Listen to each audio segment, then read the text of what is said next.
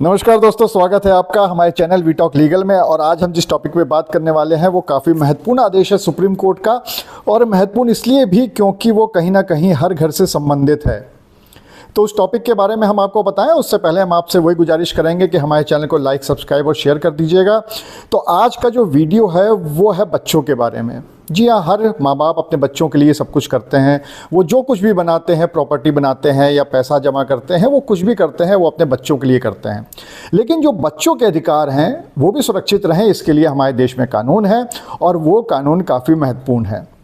कानून तो ये भी है कि आप अगर अपने नाबालिग बच्चे के लिए कोई प्रॉपर्टी लेते हैं, यानी कि अगर तो आपके नाबालिग बच्चे के नाम पर कोई प्रॉपर्टी है तो क्या आप उसको बेच सकते हैं? ये एक बहुत बड़ा सवाल है। और अगर आप बेच देते हैं तो उसके बाद क्या होगा, ये भी एक बहुत महत्वपूर्ण सवाल आ जाता है। तो आज इसी टॉपिक पे हम आपसे बात करने वाले हैं। और सबसे बड़ी बात यह है कि इस पे एक सुप्रीम कोर्ट का आदेश आया है और वो काफ़ी महत्वपूर्ण आदेश है। तो चलिए फिर हम आपको बताते हैं। दरअसल हुआ ये था कि कर्नाटका में एक व्यक्ति था और उसके 3 बच्चे थे, 3 नाबालिग बच्चे थे और उनके नाम पर एक ज़मीन थी। उस ज़मीन को 1971 में वो व्यक्ति किसी दूसरे को बेच देता है।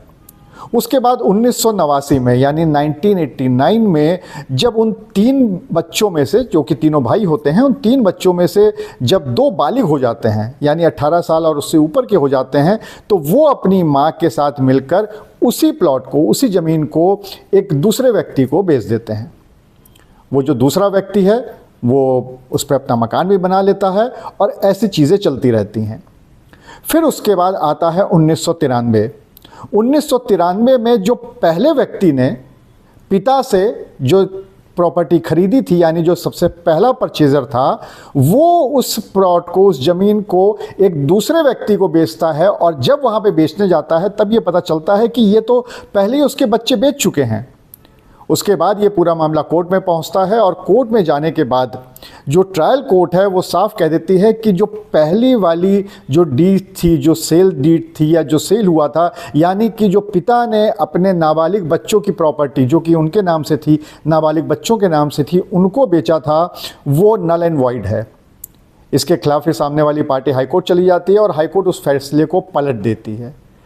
जब उस फैसले को पलट देती हैं तो जो पहली वाली पार्टी होती है वो सुप्रीम कोर्ट जाती है और सुप्रीम कोर्ट में ये पूरा मामला चलता है। और मामला चलने के बाद सुप्रीम कोर्ट इस पूरे मामले में 2 बहुत ही महत्वपूर्ण आदेश देते हैं। सबसे पहला आदेश तो हिंदू अल्पसंख्यक और अभिभावक अधिनियम 1956 के तहत कोई भी पिता, कोई भी जो पेरेंट्स हैं, माता पिता, वो अपने नाबालिग बच्चे की संपत्ति को बिना कोर्ट के आदेश के नहीं बेच सकते। और इस मामले में पिता ने जो संपत्ति बेच दी थी बच्चों के नाबालिग रहते हुए, वो बिना कोर्ट के आदेश के बेची थी। यानी अगर आपको अपने नाबालिग बच्चों के नाम की कोई भी संपत्ति है, अगर आपको उसको बेचना है तो आपको डिस्ट्रिक्ट कोर्ट से उसकी परमिशन लेनी पड़ेगी।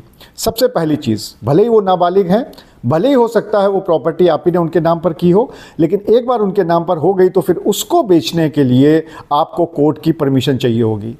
दूसरा महत्वपूर्ण सवाल ये था कि अब तो बेच दिया, अब क्या होगा? तो सबसे महत्वपूर्ण जो सुप्रीम कोर्ट ने इस पूरे मामले में आदेश दिया है वो यही है कि अगर बेच भी दिया है तो भी वो जो सेल डीड है, यानी जो नाबालिग बच्चे की प्रॉपर्टी माता पिता ने बेची है, वो सेल डीड पूरी तरह से नल एंड वॉइड मानी जाएगी। और इसके लिए ज़रूरी नहीं है कि बच्चे कोई लॉ सूट लेके आएँ या कोर्ट में कोई मुकदमा दर्ज करें तभी मानी जाएगी। वो खाली अपनी प्रॉपर्टी को बालिग होने के बाद बेच देते हैं। इससे ही ये साबित हो जाता है कि जो पहले वाली सेल डीड थी वो नल एंड वॉइड थी, उसका कोई अस्तित्व नहीं है।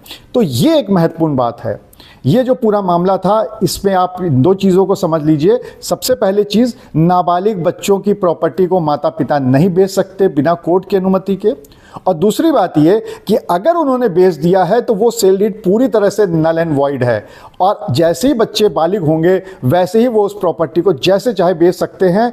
और पहले वाली सेल डीड को कैंसिल कराने के लिए उनको कोर्ट जाने की भी ज़रूरत नहीं है। ये जो पूरा मामला है, ये पूरा आदेश किया था सुप्रीम कोर्ट ने, ये के शिवप्पा वर्सेस के निरम्मा, ये पूरा मामला था 11/342/2013। ये साइटेशन है इसका, इसको देख लीजिएगा। अगर आपको ना मिले आदेश तो आप हमसे मांग सकते हैं। और ये आदेश सुप्रीम कोर्ट का इतना महत्वपूर्ण, ये आपकी नज़र में कैसा है, और इस पे आप अगर कुछ पूछना चाहते हैं या कुछ कहना चाहते हैं तो कमेंट बॉक्स में ज़रूर कहिएगा। और गुजारिश हमारी हमेशा से वही रहती है कि हमारे चैनल को लाइक, सब्सक्राइब और शेयर कर दीजिए, ज़्यादा से ज़्यादा लोगों तक पहुंचा दीजिए। आप अपना प्यार बना के रखिए। अगले वीडियो तक के लिए नमस्कार।